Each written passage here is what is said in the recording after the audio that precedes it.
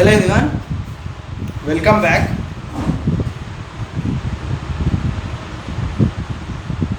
हम लोग बात कर रहे थे एजीपी की, अरिथमेटिको ज्योमेट्रिक प्रोग्रेशन। अरिथमेटिको ज्योमेट्रिक प्रोग्रेशन में एन टर्म का सम पढ़ लिया था, सम ऑफ एन टर्म पढ़ लिया। अब पढ़ेंगे या करेक्शन कर लो, सम to n terms.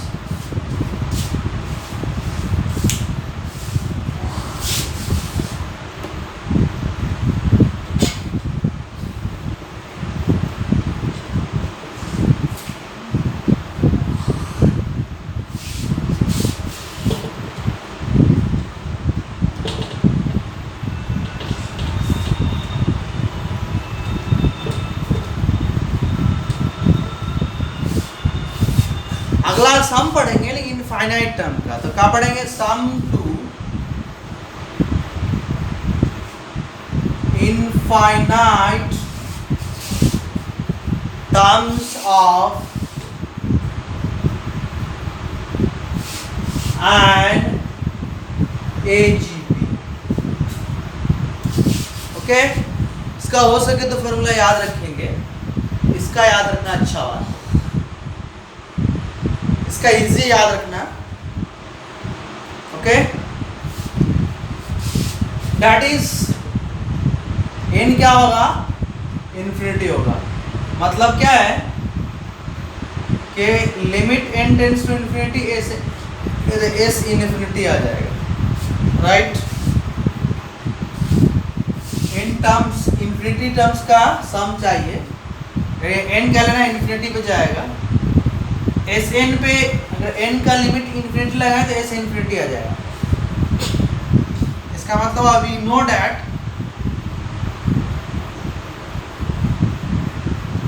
For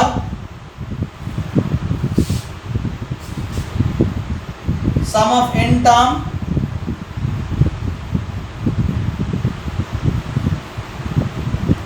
some to n terms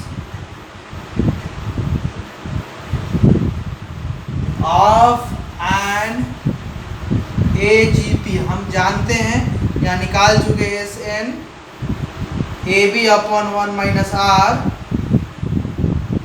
D b r 1 minus r to the n minus 1 upon 1 minus r to the whole square minus a plus n minus 1 into D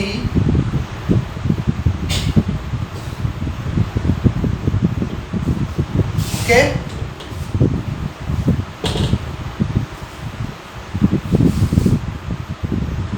अब a upon a b 1 minus are,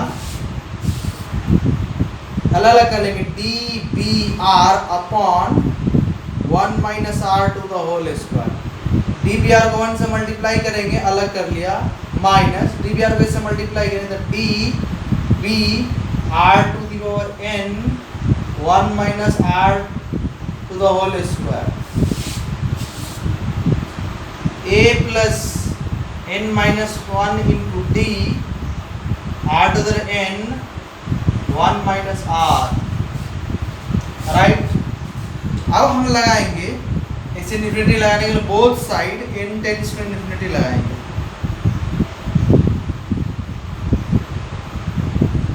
take limit both side n tends to infinity.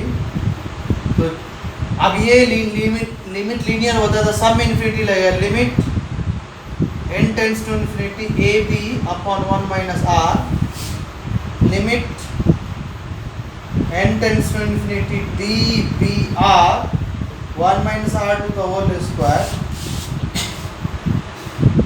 Limit n tends to infinity d b r to the n 1 minus r to the whole square, limit n tends to infinity a plus n minus 1 into d r to the power n 1 minus r।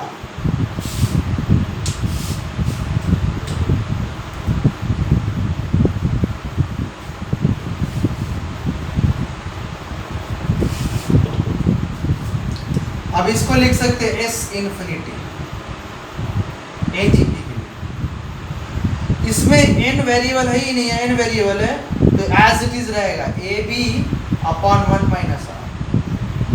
इसमें भी n variable नहीं है तो ये भी as it is रहेगा d b r 1 upon 1 minus r to the square minus d b r 1 minus r to the whole square. Constant बाहर आ गया, एन वेरिएबल यहाँ है d b r sorry d b upon d b constant 1 minus r to the whole square, minus r to the whole square common हुआ, can constant बाहर निकल गया। या limit n tends to infinity r to the power n minus फिर a plus n minus 1 into d constant 1 minus r constant है तो a plus n minus 1 into d upon 1 minus r। लेकिन इस पे वेरिएबल n वेरिएबल इस पे तो limit n tends to infinity r to the rate. आपने थोड़ा लिमिट पढ़ा होगा इससे पहले तो आपको थोड़ा समझ में आना चाहिए। आपने बोल रखा है कि मैंने लिमिट पढ़ रखा है तो आप लिमिट समझ में आना चाहिए कैसे यूज करते हैं। अब इसमें case 1 if common ratio less than 1 0 से ज्यादा दैट इज -1 से ज्यादा 0 से कम और 0 से ज्यादा 1 से कम। इस केस में n tends to r to the n तो ये 0 की तरफ जाएगा। क्यों? 1/2 का पावर 1/2 होता है, 1/2 का पावर 2 1/4 होता है।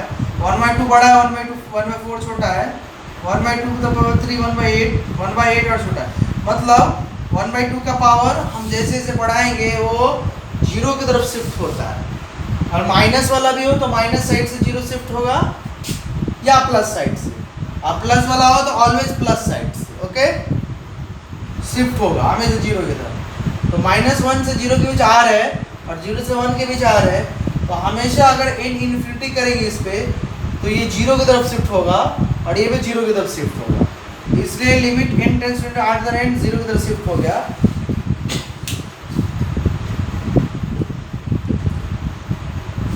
इस केस के लिए इस केस के लिए क्या याद रखना है s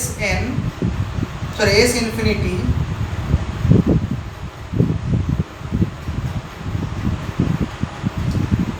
ab upon 1 minus r plus dbr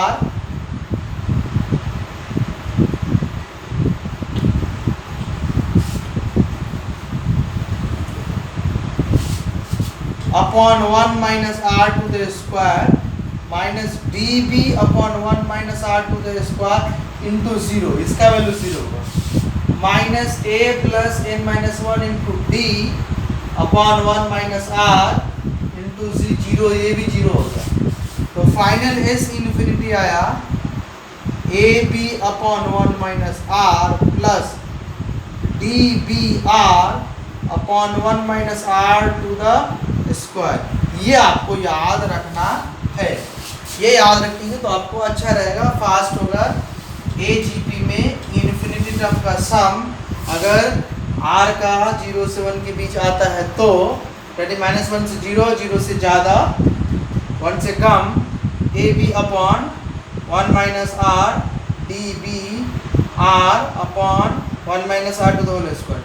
यहाँ first term of ap into first term of GP upon 1 minus common ratio of GP plus common difference into first term of GP into common ratio of GP upon 1 minus common ratio of GP to the whole square। ये याद रखेंगे तो आपको ज़्यादा अच्छा रहेगा।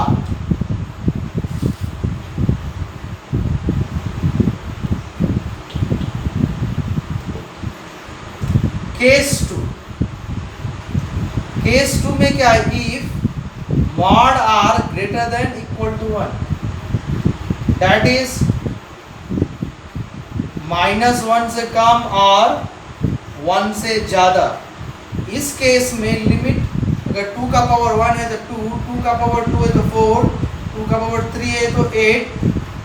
तो अगर 1 से ज़्यादा होता है वैल्यू तो हम पावर जैसे बढ़ाते हैं बढ़ते जाता है, इन्फिनिटी पावर से इन्फिनिटी तरफ जाएगा। इसका मतलब n टेंड्स टू r का पावर n है और ये कंडीशन होगा, यहाँ पे याद रखें,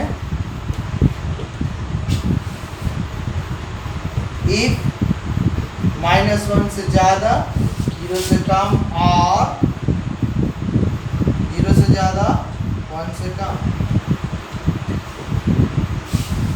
तो यहाँ पे ये जाएगा प्लस इन्फिनिटी और माइनस इन्फिनिटी के तरफ। तो सेकेंड केस में सम डज नॉट एग्जिस्ट, क्योंकि इसका तो फाइनाइट टर्म, ये फाइनाइट वैल्यू, ये इनफाइनाइट वैल्यू, ये इनफाइनाइट वैल्यू, ओवरऑल इस इन्फिनिटी इन्फिनिटी आएगा तो इन्फिनिटी कोई नंबर हाई ही नहीं तो एग्जिस्ट नहीं करता था। सम डज नॉट एग्जिस्ट कब? If mod r greater than equal to 1। सीधी सी बात। एजीपी में भी इन्फिनिट सम एग्जिस्ट नहीं करता अगर कॉमन रेशियो 1 से ज़्यादा होता है, तो उसी तरह जीपे में भी नहीं एग्जिस्ट करता है 1 से ज़्यादा रेशियो होता है। तो ये दो बातें आपको याद रखनी है इन्फिनिटी टर्म से रिलेटेड कि आपका काम आसान हो।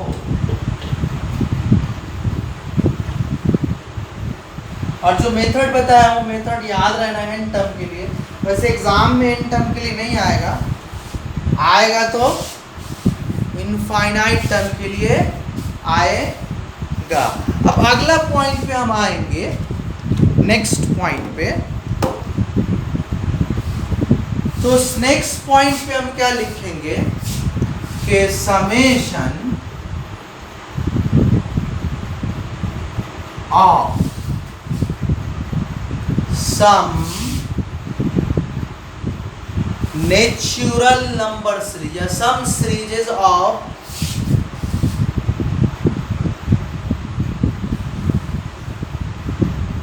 natural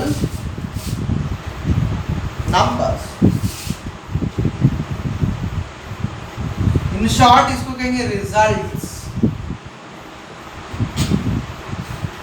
पहला sum of first n natural number, sum of first n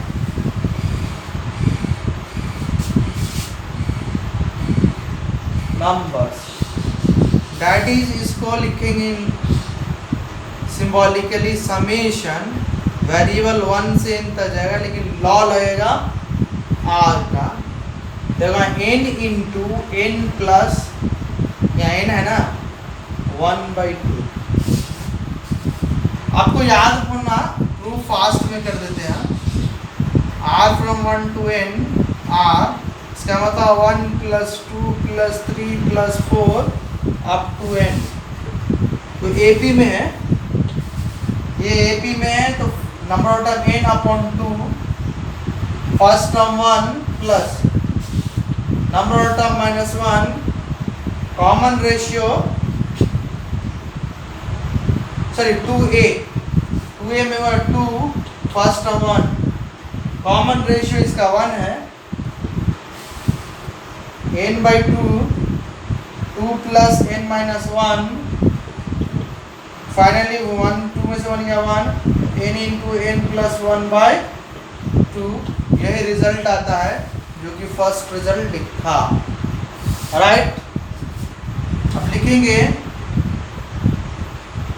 दूसरा, sum of first n even natural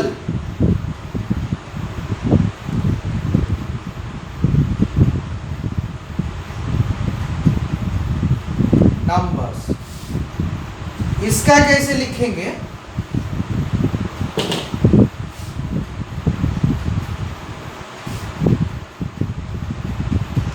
even number 2 are होता है, इसका होगा n into n plus 1, n into n plus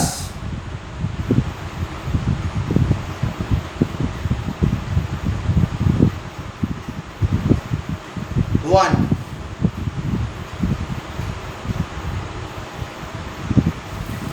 Sum of first n even natural number याद रखते हैं लोग। अब देखो कैसे निकाला, n 2r, 1 put to the 2, 2 put करेंगे तो 4, 3 पुट टू द 6, लास्ट में 2n।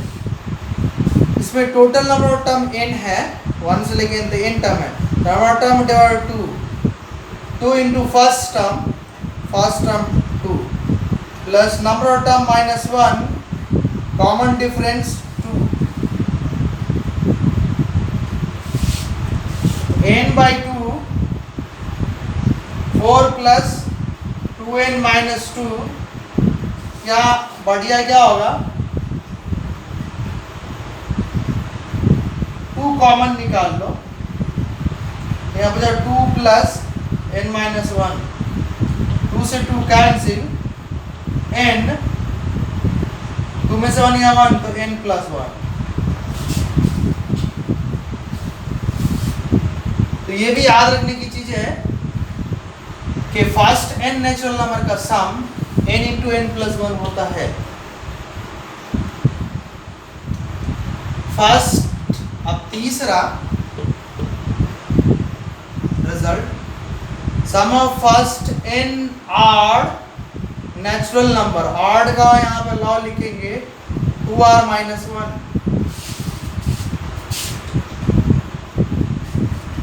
ये होता है n स्क्वायर।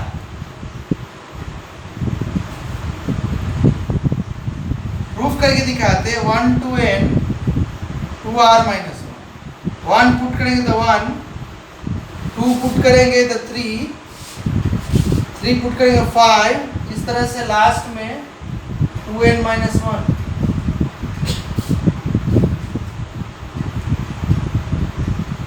ओके, अब इसमें total number of term n है, n term n by 2, 2 into first term 1 है प्लस, या ऐसे करो फास्ट में, number divide two first term plus last term 2n minus 1, first term 1, last term 2n, 1 से 1 cancel, n by 2 into 2n, 2 से 2 cancel, n square. तो first n odd natural number का sum n square होता है, क्या होता है, n square होता है।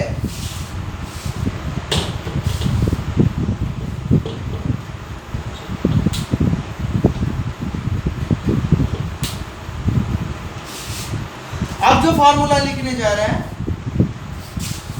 उसका अभी प्रूफ नहीं देंगे, बस सारे फॉर्मूले लिख देंगे। नेक्स्ट लेक्चर में एक अच्छा सा कॉन्सेप्ट है मेन और एडवांस दोनों के लिए, डिफरेंस मेथड। जब डिफरेंस मेथड पढ़ लेंगे तो इनमें से कुछ फार्मूला प्रूफ करेंगे और कुछ फार्मूला प्रूफ करने के लिए एज ए होमवर्क आपके लिए छोड़ेंगे, राइट? क्या छोड़ेंगे? होमवर्क छोड़ेंगे आपके लिए एज ए। आप जो फॉर्मूले लिखने जा रहे हो फॉर्मूला सिर्फ लिखेंगे, प्रूफ नहीं करेंगे, राइट? बस लिख देंगे फॉर्मूला। प्रूफ करने के लिए डिफरेंस मेथड में एक दो प्रूफ करेंगे, डिफरेंस मेथड के बाद डिफरेंस मेथड सीखेंगे तो अभी एक्सपेक्टेशन ये रखना है आपको कि फॉर्मूला लिखेंगे उसको याद रखना है, और उसमें से कुछ याद होगा आपको। चौथा, sum of square of first n natural numbers, इसको शॉर्ट में लिखेंगे समेशन के फॉर्म में। 1 से n नंबर है, लेकिन लॉग होगा आर स्क्वायर, क्योंकि स्क्वायर है। इसका फॉर्मूला था n into n plus 1 into 2n plus 1 upon 6। ये याद रखना। अब लिखेंगे सम ऑफ 5वां cube of first n natural number, यहां पे आएगा आर क्यूब।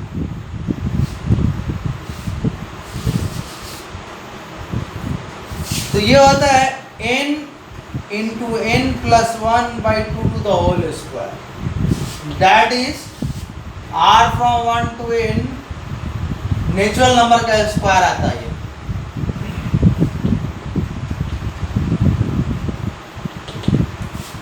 ओके, क्यूब का हो गया।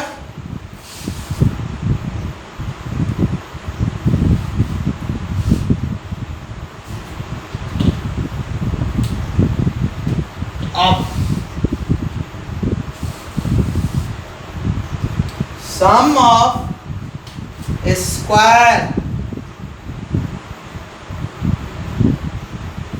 6, sum of square of first n even natural number summation r from 1 to n 2r to the whole square, right?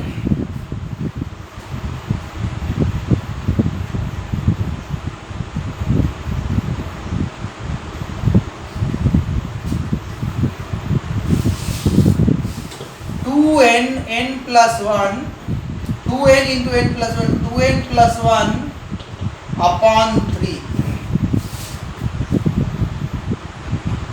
upon 3। अब ये लिख लिया होगा तो 7th लिखेंगे sum of square of first n odd natural number. क्या लिखेंगे? Odd natural number, sum of square of first n odd natural numbers. यहां पे क्या आएगा? 2r minus 1 to the whole square. क्या आएगा? इसका फॉर्मूला है n into 4n square minus 1 upon 3। क्या लिखेंगे? Upon 3, right.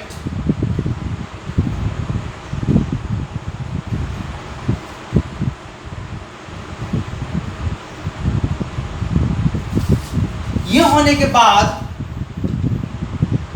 8 सम ऑफ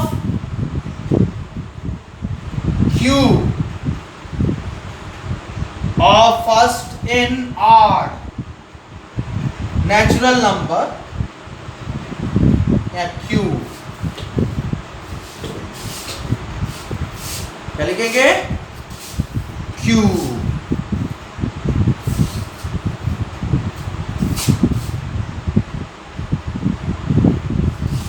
तो यहां n square 2n square minus 1, n square 2n square minus 1। अब sum of cube of first n even, इससे पहले ये 8 क्या था? 8 था। 9 even, sum of cube of first n even natural number 2r to the whole square, 2n square. क्या लिखेंगे? 2n square n plus 1 to the square, n plus 1 to the square। अब last आज का लिखेंगे हम फॉर्मूला, ये भी याद रख लिए।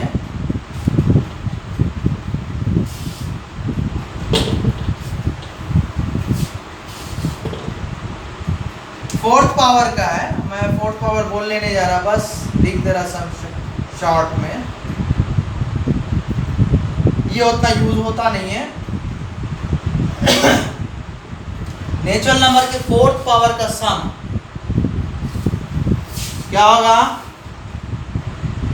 n into n plus 1 into 2n plus 1। इतना तो क्यूब वाला में भी था, ये वाला स्क्वायर वाले में था, लेकिन नीचे 6 की जगह 30 और एडिशनल एक फैक्टर, एडिशनल का फैक्टर है 3n square plus 3n minus 1।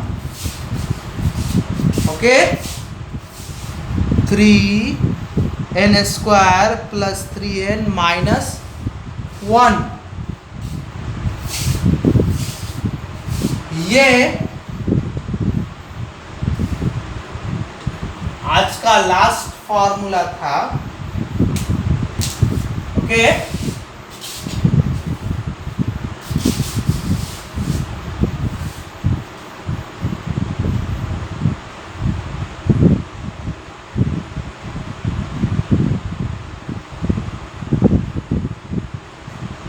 Next lecture में हम